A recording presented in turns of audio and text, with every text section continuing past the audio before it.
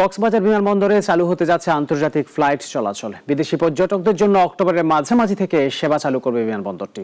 আন্তর্জাতিক ফ্লাইট পুরোপুরি চালু হলে বিশ্বে ব্র্যান্ডিং হবে সৈকত শহরটি। এতে ইতিবাচক প্রভাব পড়বে দেশের পর্যটন শিল্পে। সাইফুল ইসলামের রিপোর্ট, জানাচ্ছেন শাশ্বতী সরকার।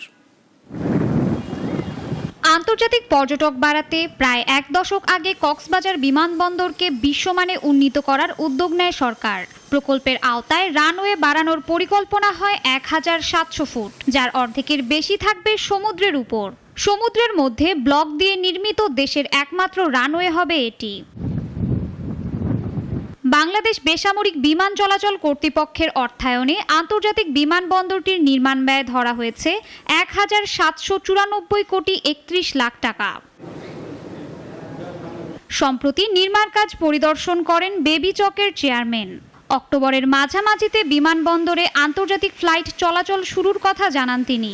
ইনশাআল্লাহ অক্টোবরের মাঝামাঝি সময়ে আমরা আশা করছি হয়তো এয়ারপোর্টটি আন্তর্জাতিক ফ্লাইট পরিচালনা করার জন্য আংশিকভাবে রেডি থাকবে।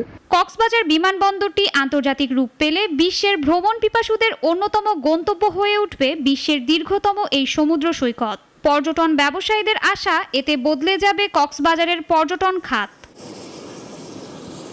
তবে বিশেষজ্ঞরা বলছেন, শুধু বিমানবন্দর নয়, কক্সবাজার শহর, পর্যটন কেন্দ্র ও বিনোদন স্পটগুলোকেও আন্তর্জাতিক মানের করতে হবে, তবেই মিলবে সুফল। পর্যটনের যেভাবে ডেভেলপ হবে, যে পরিমাণ পর্যটন এই কক্সবাজার আসবে, পর্যটন ব্যবসায়ীরা উপকৃত হবে।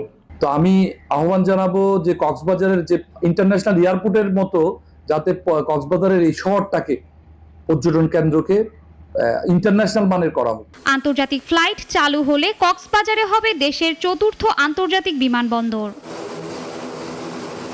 শাশ্বতী সরকার, নাগরিক।